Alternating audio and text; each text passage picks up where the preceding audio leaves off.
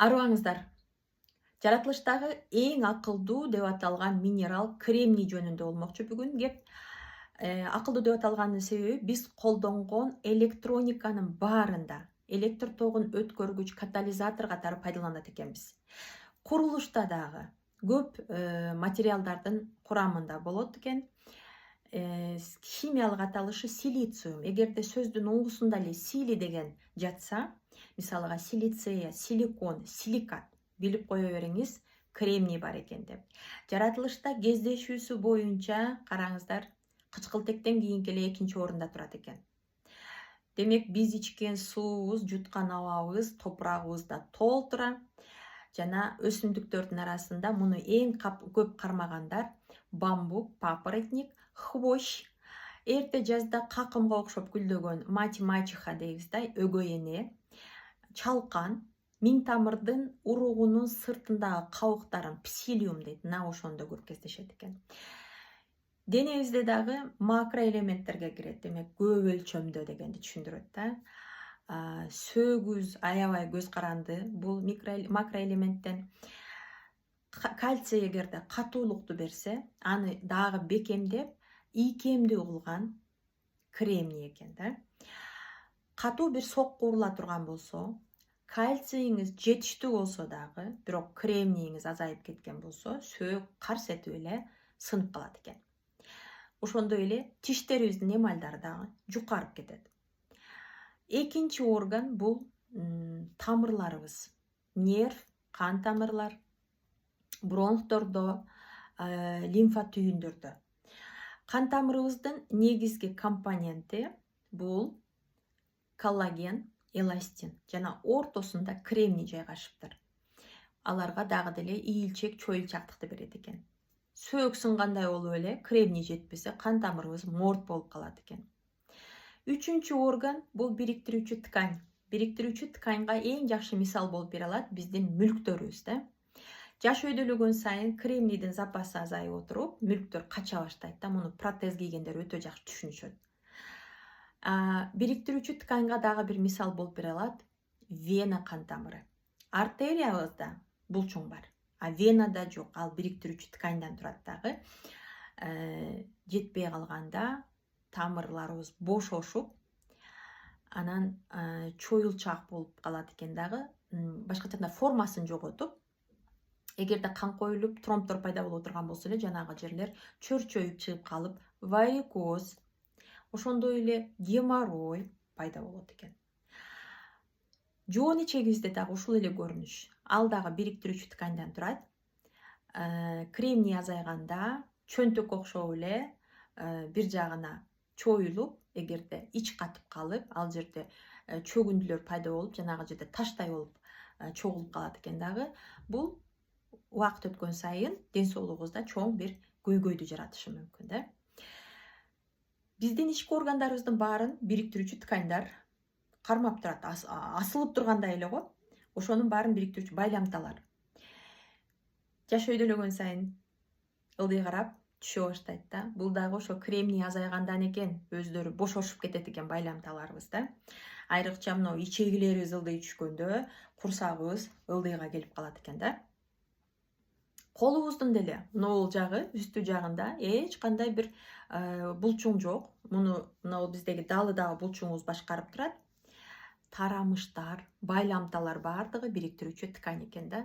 Кремний азайганда ушулардын жанагы жазылышы кыйын болуп эле тырыша баштайт экен. Мына ушул бириктирүүчү ткань да. Төртүнчү органыбыз бул биздин тырмактарыбыз жана чачтарыбыз. Кремнийдин таңкыстыгы кадимкидей билинет экен. Эң өтө өрчүп кете турган болсо, аллопеция деген оору пайда болот. Же болбосо тырмактарыбыз сыйрылып түшүп, сынып, чачтарыбыз дагы сынып, гүлдөп кетет экен да. Иммундук системабызга дагы ролу чоң экен. Бул антиоксидант катары рак клеткаларына катуу сокку уруп, грибок, вирус, бактериялар менен өтө сонун күрөшүп, жана детоксикатор биздин боорубузга жардам берет экен, тазаланганга. өтүүбүзгө дагы иштөөсүн жакшыртып берет экен да. Уулуу жана оор металлдардан тазалап чыгып турат да. Биз эми көбүнчө эле көнүп калганбыз да, витамин, минералдар дегенде эле, айрыкча минералдар дегенде кальций, магний, селен, йод дейбиз да, темир дейбиз да. Эгерде билип коюңуздар, кремний жетпесе эле булардын баардыгы дарегине барбай калат экен да. Калган башка витамин, минералдардын баарын вагон деп элестетиңиздер дагы. Паровоз, алдыда кетип аткан локомотив бул кремний экен. Кремний жетиштүү болсо, ошол жеген азыктарыңыз менен кирген ушул витамин, минералдардын баардыгы сиңет экен да. Айрыкча сууда эрүүчү витаминдерибиз, булар В тобундагылар, витамин С жуулуп эле чыга берет экен да. Кремний болсо, мына ошого илешип турушат экен да. Кремнийдин биздин терибиз үчүн ролу чоң экен. Дагы деле жана кан тамыр сыяктуу эле коллаген, эластинге чоң көмөкчү экен. Алардын синтезделишине дагы жардам берип турат экен да. Жана жарааттардан айыгуусуна чоң түрткү берет экен да. Кремний азайып кеткенде, могул бүт жанагы буштарыбыздын, бүгүлгөн жерлерибиздин баарында эле жана кесилип кетет экен терилерибиз да, айыгышы кыйын болот экен. Геморройдо дагы жоон ичегинин жанагынтип кетиши, айрылып кетүүсү, булардын баардыгы кремний жөнүндө кабар берет экен да. Дерматиттер, ички органдарыбызда деле да, эгерде жара болгон болсо, ошону айыгуусу кыйындайт экен да.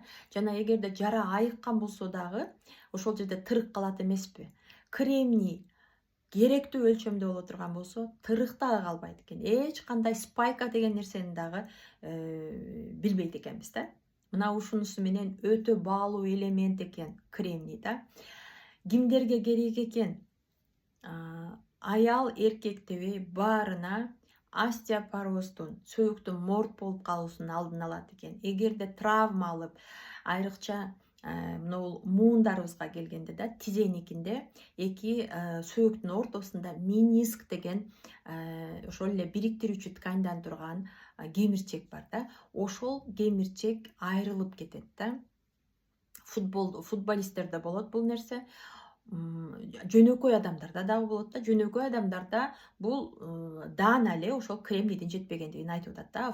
Футболисттерде бул травманын негизинде болуп атат да. Ошону дагы калыпка келтирүүдө кремнийдин ролу чоң экен. Жана ошол сыныктарда дагы тез бүтүүсүнө сөөктүн бири-бири менен да өсүүсүнө сөөктүн жардам берет экен. Омурткада дагы дисктердин дайыма ушул жанагы грыжалардын алдын алып турат да. Менопауза убагында айрыкча аялдар үчүн өтө керек элемент.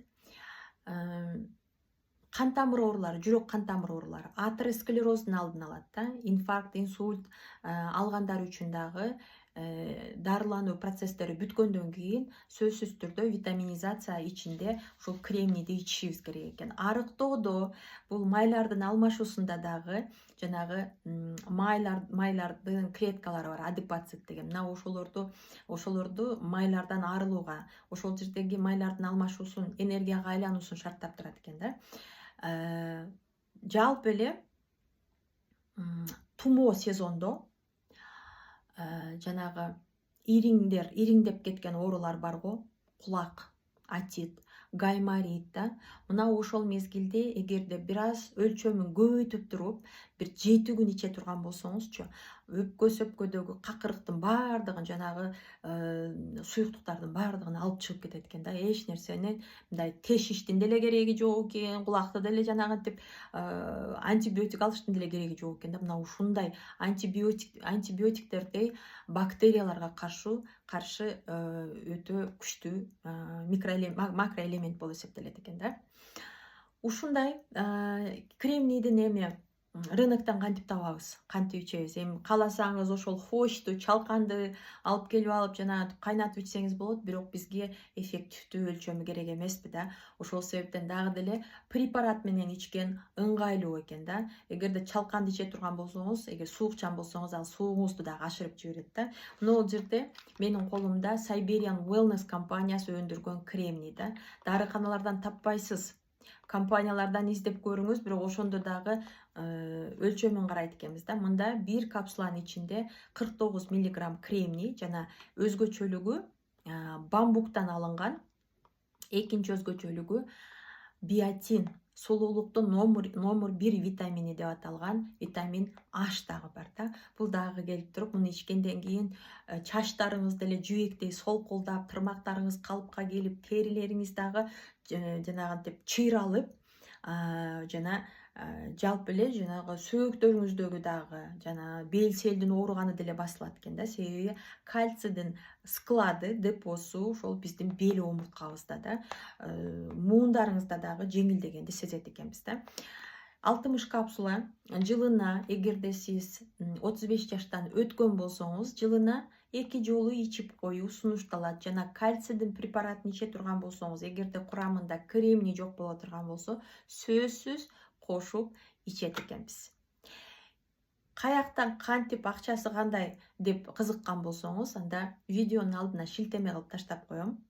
Ошол шилтеме менен тереңдетип көрсөңүздөр болот. Саламатта калыңыздар.